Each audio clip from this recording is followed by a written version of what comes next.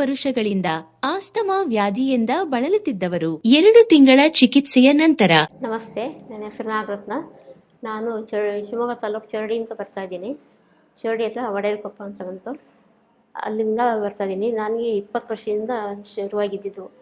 First ಶುರುವಾಗಿದ್ದು ಸೀನು ಅಂದರೆ ಸಿಕ್ಕಾಪಟ್ಟೆ ದಿವಸಕ್ಕೆ 100 ಸೀನ್ ಆಗ್ತಿದ್ವು. ಅದರಿಂದ ನನಗೆ ತಲೆನೋವು ಶುರುವಾಯಿತು, ಮೂಗು ಬ್ಲಾಕ್ ಆಗೋದು, ಉಸಿರಾಟ ಕಷ್ಟ ಆಗೋದು, ಮೂಗಿನಿಂದ ಉಸಿರಾಡೋಕ್ಕೆ, ಬಾಯಿಂದ ಉಸಿರಾಡ್ಬೇಕಾಗ್ತಿತ್ತು. ಬಾಯಲ್ಲಿ ಉಸಿರಾಡಿದ್ರು ಮತ್ತು ಕಿವಿಯಲ್ಲಿ ಸಮೇತ ಉಸಿರು ಹೋಗೋದು, ಅಷ್ಟು ಉಸಿರಾಡಿದ್ರೆ ಪ್ರಾಬ್ಲಮ್ ಆಗೋದು. ಅದರಿಂದಲೇ ಸಿಕ್ಕಾಪಟ್ಟೆ ನಾನು ತೊಂದರೆ ಅನುಭವಿಸಿದ್ದೀನಿ ತುಂಬಾ.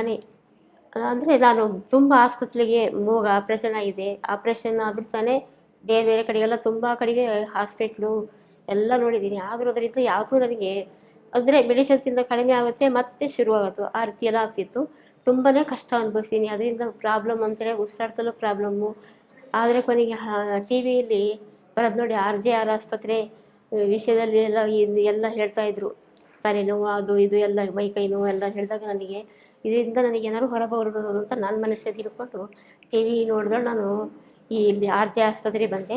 ಆವಾಗ ಅಲ್ಲಿ ಬಂದಾಗ ನನಗೆ ಡಾಕ್ಟರ್ಸಿಗೆಲ್ಲ ನನ್ನ ಸಮಸ್ಯೆಗಳನ್ನ ಹೇಳ್ಕೊಂಡಾಗ ಅದರಿಂದ ನನಗೆ ಇವಾಗ ಇಲ್ಲಿ ಬಂದಾಗ ಮೇಡಮ್ ಎಲ್ಲ ನೋಡಿ ಟೆಸ್ಟ್ ಮಾಡಿ ಎಲ್ಲ ಔಷಧಿಗಳನ್ನು ಕೊಟ್ಟರು. ಕಫ ಎಲ್ಲ ತುಂಬ ಬರ್ತಿತ್ತು, ಕಫ ಎಲ್ಲ ಇವಾಗ ಇಲ್ಲ.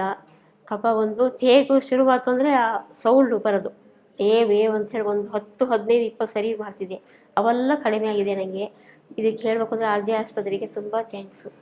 RJR herbal hospitals 9962280003